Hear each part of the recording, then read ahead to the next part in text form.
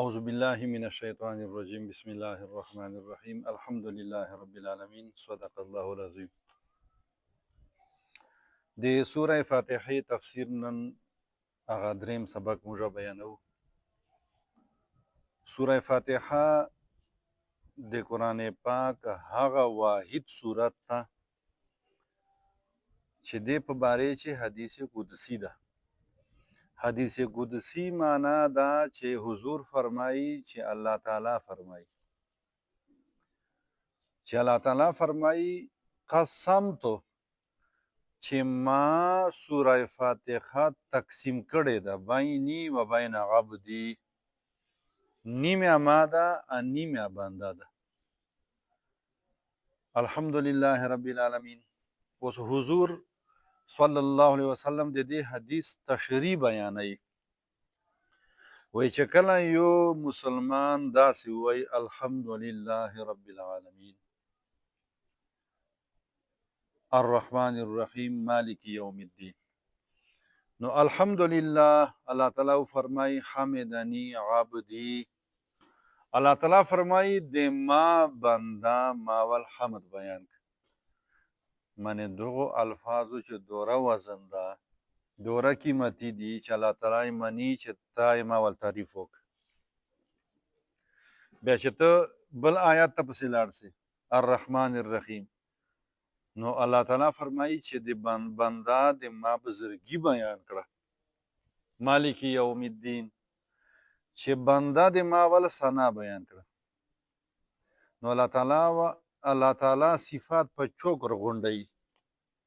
خو که ټول عمر په تیر کې پوره کېږي نه، خو په الحمدلله چې دا کمال ده چې بیا پوره کېږي. دا ولې؟ ځکه چې د سوره فاتحه چې ده، سوره فاتحه د دې دپاره چې موږ ډېر کمزوري یو او الله تعالی ذات ډېر لوی ده، من چې مو هیڅ نسبت نشته. نو الله تعالی موږ ته د خپل ذات وال تعریف کولو طریقه وښوله چې که ما تعریف مو کاوه تاسې خو کمزوري یو، بیا په دغو الفاظو سره کوو. په دې الفاظو سره چې څوک وکړي نو الله تعالی فرمایي ما ول حمد بیان کړ، ما والا بزرګي بیان کړله او ما والا ثنا بیان کړله. ایاک نعبد و ایاک نستعین، دا یې وچ مانج ده.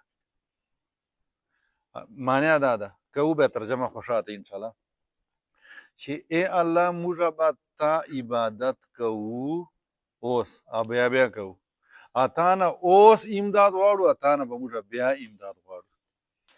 بعد کې چې کوم درې آیاتونه دي دا یې بیا بنده وال دي، اهدنا صراط المستقیم ورې ولا ضالین پورې. دا یې بیا دی چې بیا الله تعالی هیڅ نسته، مخکیني چې بنده هیڅ نسته. دا دوره لوی صورت ده. دغسې صورت په باره چې بیا بل صورت په باره چې حدیث قدسي نسته. بله دا ده چې موږ پرون بله ورځ سبق چې ویلي وو چې دا سورة الفاتحه ده.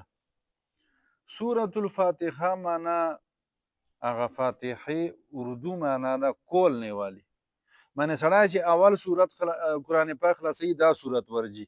دې څه معنا ده؟ دې معنا دا ده لکه یو محل ده، هغه چې دالې قیمتي شیان دي، ښکلې کمرې دي، فوارې دي یا ګلان دي، خو دغه محل ته خو به چېرې په چیش ور داخلېږي که نه دروازه. نو دالې چې چوره احکامات دي، چې چوره عبادات دي، چې چوره معاملات دي، هغه ته به په دې دروازې باندې ور داخلېږي، په سوره فاتحې باندې. نو دا یوه دروازه سله او دا یو جامع سوال څه او ټول قرآن پاک کې د هغه جواب څه. دا به بیا په ټیم سره انشاءالله موږ وایو چې سوال کوم ده بیا جواب کوم ده.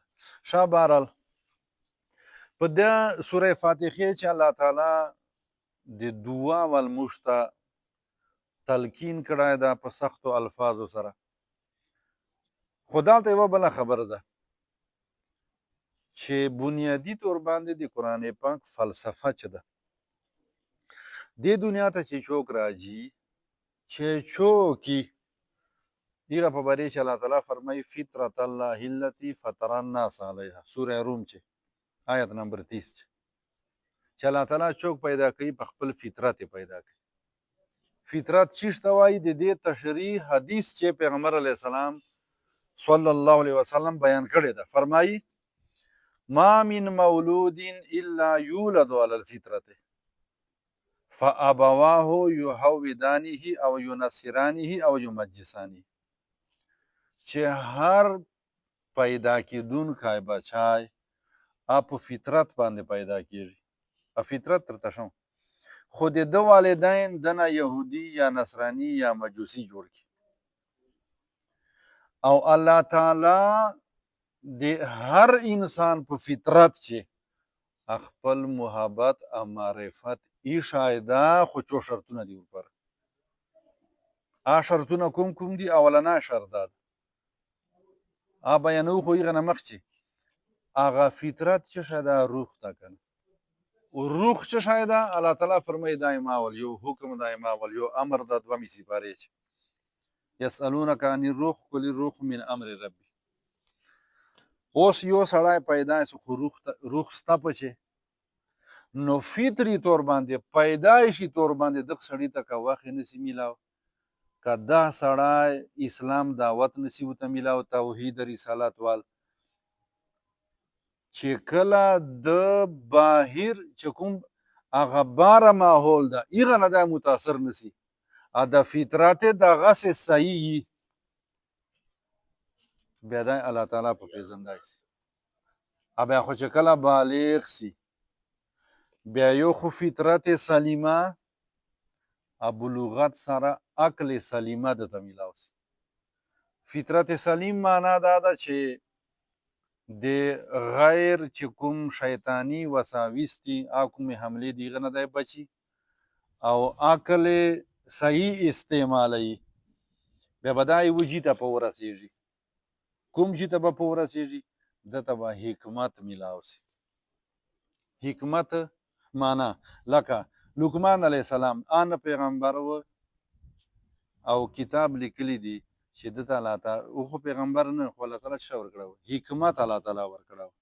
یوه هوښیاري به بیا تا ته الله تعالی درکړي په کومو شرطو چې فطرت خو هر چا والده یو رنګې چې بیا یې خراب نه کړي ماحول له وجې نه عقل نه صحیح کار واخلې بیا به ته په دې پوهېږې چې دا ګردۍ دنیا هسې نه ده پیدا دا خامخا چا پیدا کړې ده ځکه چې بیا په دې خو به پوهېږې که نه چې دا دوره قدر موبایل خپله مخه خو نه جوړېږي که نو چا جوړه کړې ده یو ده هغه مثال نسته ده وغیره وغیره په دې باندې بیا سړی پوه سي چې د انسان صرف دې دنیا زندگی نه ده.